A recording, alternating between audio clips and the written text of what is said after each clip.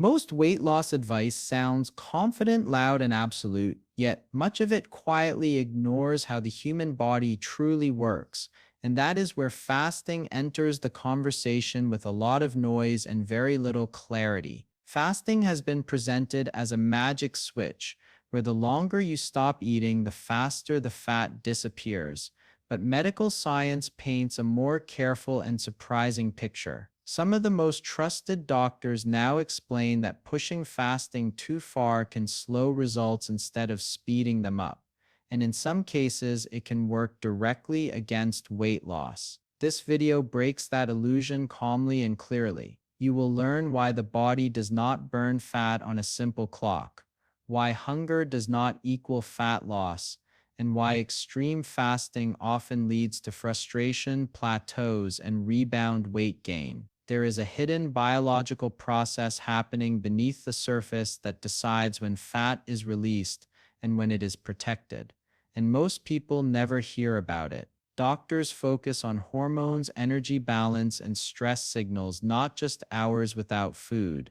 And this changes everything. By the end of this video, you will understand how long fasting actually needs to be to trigger fat loss, why more hours are not always better, and what duration works for real people with real lives. You will also discover why many people believe fasting is not working for them when in reality they are unknowingly blocking fat loss through common mistakes. This explanation is not about trends or internet challenges. It is about what the body responds to and what it resists. The goal is not suffering. The goal is results that last. Stay with this video until the end, because the final insight ties everything together and explains how to fast in a way that protects your metabolism instead of damaging it. If weight loss has felt confusing or inconsistent, this explanation will finally make it make sense. Welcome to our channel, where complex health topics are explained simply and honestly.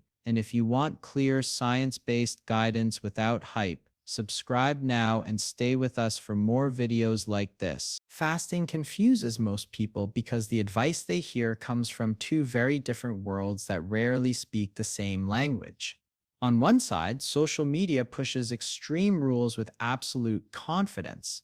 Fast longer, eat less, push harder. These messages are simple, dramatic, and easy to remember. On the other side, medical science speaks in careful explanations, balance, and context. Doctors do not talk in extremes because the human body does not behave in extremes for very long. When people jump between these two sources, confusion is inevitable. One video claims fasting for long hours melts fat effortlessly.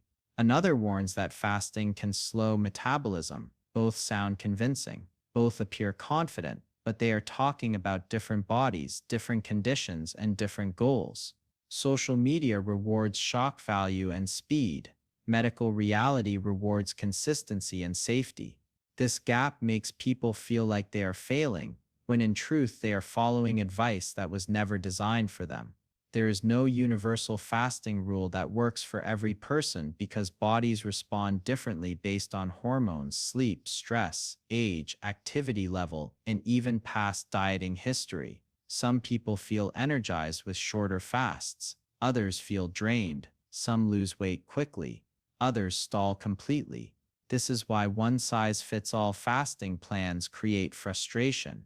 A doctor's explanation is needed because doctors look at how the body adapts over time, not just what happens in the first few days.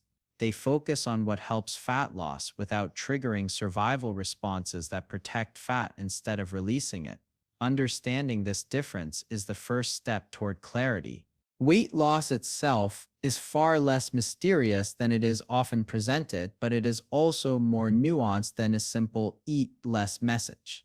At its core, weight loss happens when the body uses more energy than it takes in, but how the body decides to release stored fat depends on more than calories alone. Biology plays a quiet but powerful role. Hormones act like traffic signals that tell the body when to store energy and when to burn it. Among these hormones, insulin is one of the most important. Insulin rises when we eat, especially when we eat certain types of foods, and its main job is to move energy into cells and store excess energy as fat. When insulin stays high for long periods, the body becomes very good at storing fat and very resistant to letting it go. Fasting works in part because it gives insulin a chance to drop, which opens the door for fat to be released and used as fuel. But insulin does not fall on a strict timer that matches a clock or an app. It responds to what was eaten before, how stressed the body is, how well a person slept, and how sensitive their cells are to insulin in the first place. This is why timing matters more than starvation. Simply not eating for longer does not guarantee better fat loss. If fasting creates stress, raises stress hormones, or leads to overeating later, the body may hold on to fat even more tightly. Doctors look at fasting as a tool to improve hormonal balance, not as a punishment that forces weight loss through deprivation. When fasting durations are explained clearly, the picture becomes much calmer and more logical. Short fasts are often the easiest place for the body to begin adjusting.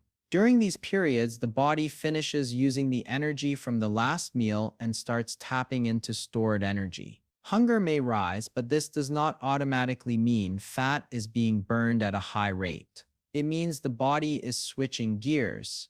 For many people, short fasts improve awareness of hunger signals and reduce constant snacking, which alone can lead to steady fat loss over time. Medium-length fasts allow insulin levels to stay lower for longer periods, which can increase access to stored fat.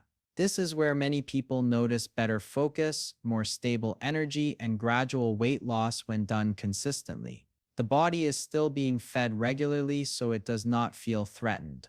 Long fasts push the body into deeper conservation modes. Fat burning does increase at certain points, but so do stress hormones. The body begins to protect itself, especially if long fasts are repeated too often or combined with poor sleep and high stress. Muscle tissue may be broken down, energy may drop, and metabolism can slow as the body learns to survive on less. This is why more time does not always mean better results. Fat burning is not a straight line that keeps rising the longer food is withheld. It is a balance between access to fat and the body's need to feel safe enough to let that fat go. Doctors emphasize understanding what is happening inside the body rather than chasing longer fasting windows. When fasting is aligned with biology instead of fighting it, weight loss becomes steadier and far less confusing, and the body responds without resistance.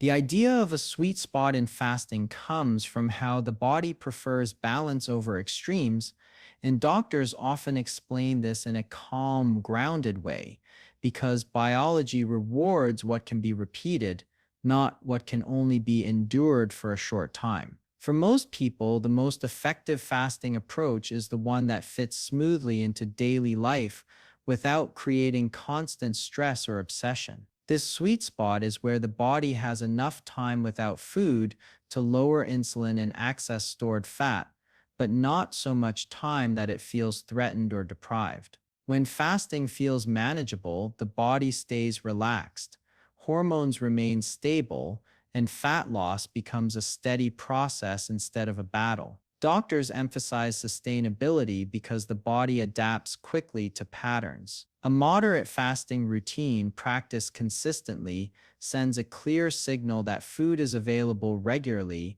which allows metabolism to stay strong. Extreme fasting, even if it works briefly, often cannot be maintained, and when it stops, weight returns quickly. Consistency beats intensity because the body learns what to expect. When fasting happens in a predictable rhythm, the body becomes more efficient at burning fat without sacrificing muscle or slowing energy use. This is also how metabolism is protected. When the body does not sense danger or starvation, it continues to burn calories at a healthy rate. The goal is not to push the body into survival mode, but to guide it gently toward using stored fat as fuel. This is why doctors often recommend finding a fasting window that feels challenging but not overwhelming, something that can be done week after week without mental strain. Longer fasts can backfire when they cross the line from helpful to stressful,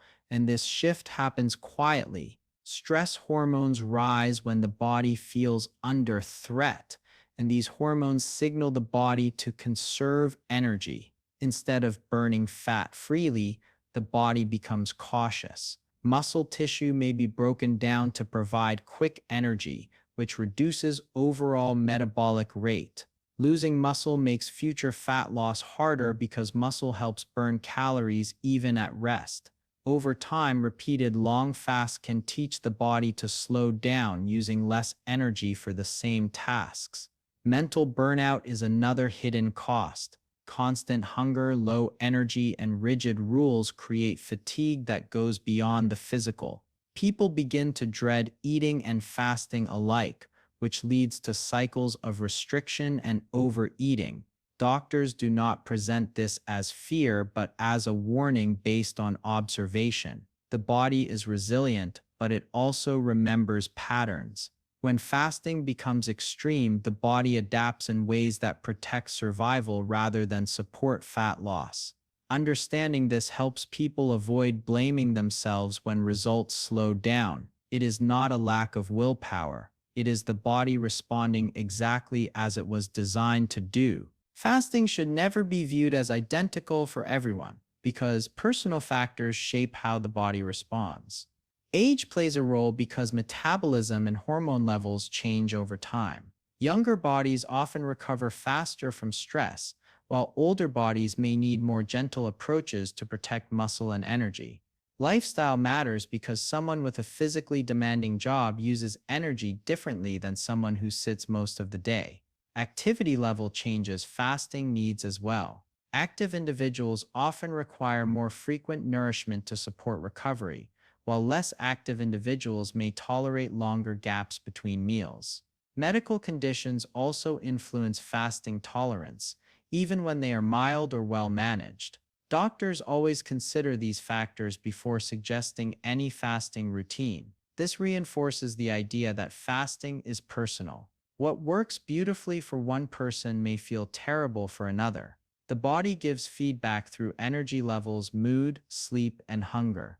Listening to these signals is part of using fasting wisely instead of forcing a rigid plan. One of the biggest mistakes people make with fasting is focusing only on the number of hours without food while ignoring everything else. Fasting hours alone do not determine results. What breaks the fast matters because certain foods cause sharp insulin spikes that undo much of the hormonal benefit of fasting. Eating patterns after fasting also play a major role. Overeating or choosing highly processed foods can cancel out progress and increase cravings. Sleep and stress are often ignored, yet they directly affect hormones that control hunger and fat storage. Poor sleep raises stress hormones and appetite signals, making fasting feel harder and less effective. High stress keeps the body in a defensive state where fat loss slows down regardless of fasting duration. Doctors look at the whole picture because the body responds to total lifestyle, not isolated habits. The simplest doctor-approved takeaway is that extreme fasting is not required for weight loss, and in many cases it works against it.